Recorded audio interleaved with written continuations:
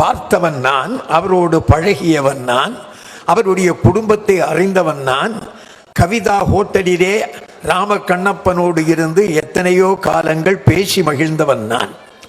அவரை பொறுத்தவரையிலே 2 செய்தியை மட்டும் நான் உங்களுக்கு அழுத்தமாக சொல்ல வேண்டும்.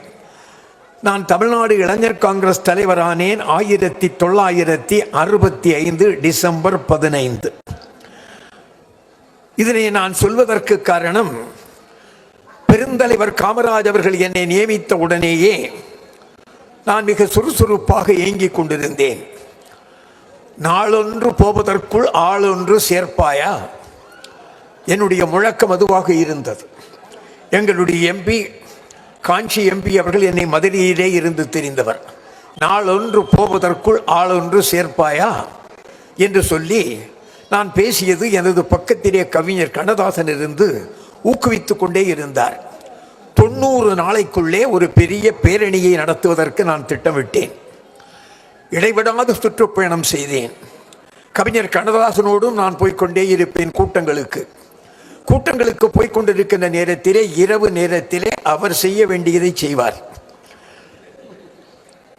ஏனென்றால் அவருடைய உள்ளத்திலே ஒரு உணர்வு வந்ததென்றால் உடனே பாட்டில் வரும். அந்த உணர்வு பாட்டில் வரும், ஏனென்றால் ஒரு பாட்டில் வரும். அப்படி ஒரு நாள் வந்தது. தூத்துக்குடியிலே சுற்றுலா பயணிகள் தங்குகின்ற இடத்திலே நானும் அவரும் இருந்து கொண்டிருக்கிறோம். நான் அவரை ஒரு மாதிரி பார்த்த உடனேயே அவர் சொன்னார், என்ன குமரி, குடிக்கிறவனெல்லாம் அயோக்கியன் என்று நினைக்கிறீர்களா? குடிக்காதவனெல்லாம் யோக்கியன் என்று நினைக்கிறீர்களா? ரெண்டும் உண்டு என்று சொல்லிவிட்டு கவிதை எழுதினார். கவிதை எழுதுவதற்கு முன்பு அவருடைய மடியிலே ஒரு தலை அணை வரும்.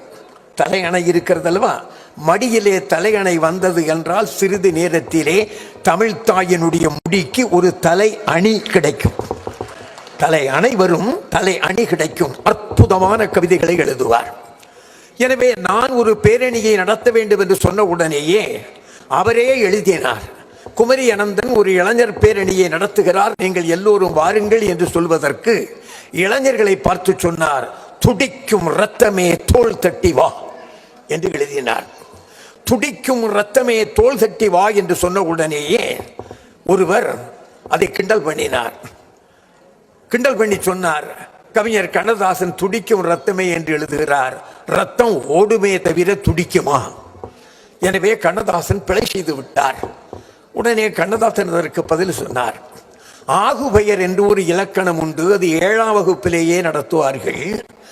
7ஆம் வகுப்பு போகாமலேயே இவர் MA படித்து விட்டார் போலும் என்று சொல்லிவிட்டு சொன்னார், திரவ பொருள் எல்லாம் சூடேறினால் கொதிக்கும், தண்ணீர் சூடேறினால் கொதிக்கும், எண்ணெய் சூடேறினால் கொதிக்கும், பால் சூடேறினால் கொதிக்கும், இளைஞனுடைய ரத்தம் சூடேறினால் கொதிக்கும், கொதிப்பதெல்லாம் துடிக்கும், நல்ல ரத்தம் துடிக்கும், என்னை கிண்டல் பண்ணியவருடைய ரத்தம் எப்படியோ என்றார்.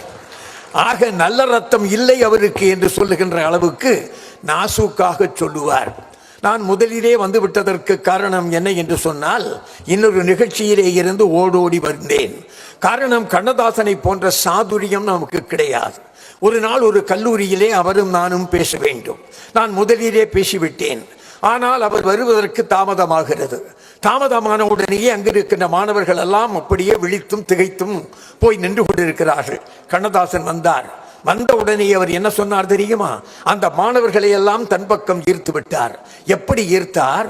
சிலருக்கு இந்து மதம் பிடிக்கும், சிலருக்கு கிறிஸ்து மதம் பிடிக்கும், சிலருக்கு இஸ்லாமிய மதம் பிடிக்கும், எனக்கு தா மதம் பிடிக்கும் என்று அதையே ஒரு இலக்கியமாக கொண்டு வந்து விட்டார்.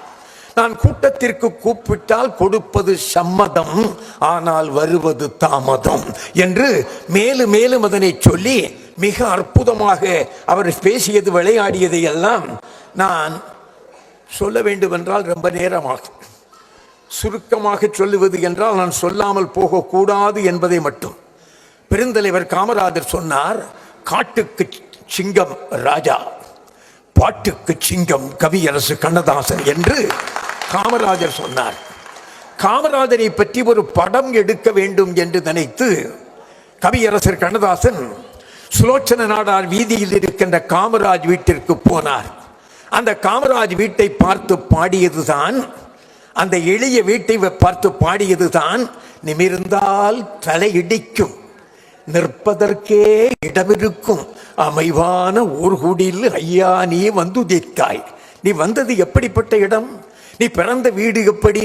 நிமிர்ந்தால் தலை இடிக்கும், நிற்பதற்கே இடமிருக்கும், அமைவான ஒரு குடிலில் ஐயா நீ வந்துதித்தாய் என்று எழுதிய அந்த அற்புதமான கவிதைகளை எல்லாம் நாங்கள் பார்த்து பார்த்து மேடைதோறும் பேசுகின்ற பழக்கம் எங்களுக்கு உண்டு.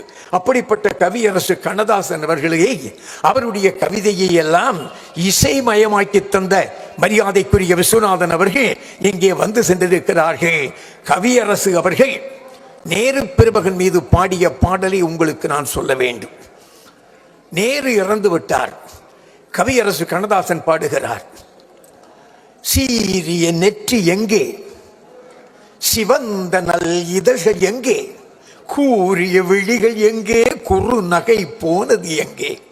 ஒவ்வொன்றாக சொல்லிக்கொண்டே வருவார். நிலவெல்லாம் வணங்கும் தோற்றம் நெருப்பினில் வீழ்ந்தது இங்கே, நேரு இல்லா பாரதத்தை நினைவினிலே யார் வைப்பார், நேரு இல்லா பாரதத்தை நினைவினிலே யார் வைப்பார் என்று கண்ணதாசன் பாடிய பாடல் இன்று கூட நமக்கு நினைவுக்கு வருகிறது. அவருடைய ஒப்புமையை பற்றி மட்டும் ஒன்று சொல்லுகிறேன். அரசியல்வாதியும் வியாபாரியும் யார் என்று ஒப்புமைப்படுத்தி சொல்லுகிறார்.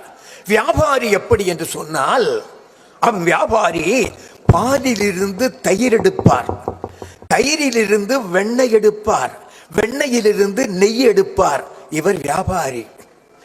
ஆனால் நெய்யிலிருந்து வெண்ணெய் எடுத்து, வெண்ணெயிலே இருந்து தயிர் எடுத்து, தயிரிலே இருந்து பால் எடுக்கிறவன் தான் அரசியல்வாதி என்று வியாபாரிக்கும் அரசியல்வாதிக்கும் இருக்கின்ற வேறுபாட்டை அவர் நகைச்சுவையோடு சொல்வதை எல்லாம் கேட்டு கேட்டு நாங்கள் மகிழ்ந்தவர்கள். அப்படிப்பட்ட பேர் கவிஞன் கவிஞர் வைரமுத்து இவர்கள் சொன்னபோது சொன்னார்கள், செத்ததற்கு பிறகு புகழ் வரும் என்று. வைரமுத்து சொல்லுகிறார், தன் வாழினாளிலேயே புகழை பெற்ற ஒரே கவிஞன் கண்ணதாசன் தான். அவர்தான் எனக்கு குரு, அவர்தான் எனக்கு குரு. எதை எடுத்தாலும் நகைச்சுவையாக சொல்லுவதும், அவருடைய குடும்பம் அதனை போற்றி பாதுகாத்ததும் மிகப்பெரியது.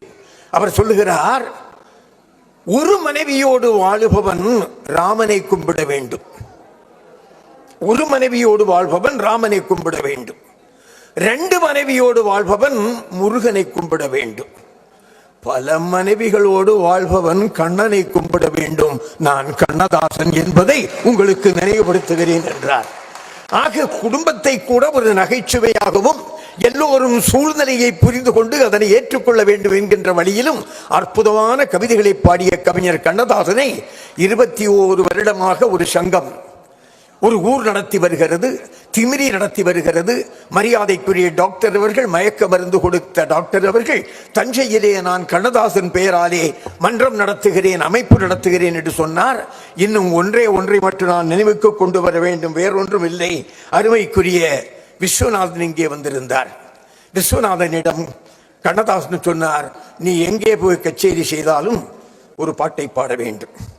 புல்லாங்குழல் தரும் தன் மூங்கில்களே, எங்கள் புருஷோத்தமன் புகழ் பாடுங்களேன் சொல்லணும். முரளி மன்னிக்கணும், நானும் பாடுறேன்னு நினைக்காதுங்க. அத விஸ்வநாதன் என்ன பாடுவார் தெரியுமா? புல்லாங்குழல் தந்த மூங்கில்களே, எங்கள் கண்ணதாசன் புகழ் பாடுங்களே என்று விஸ்வநாதன் பாடுவார். அதை போலே கண்ணதாசன் புகழ் பாடுவோமாக என்று சொல்லி விடைபெறுகிறேன். வணக்கம், நன்றி.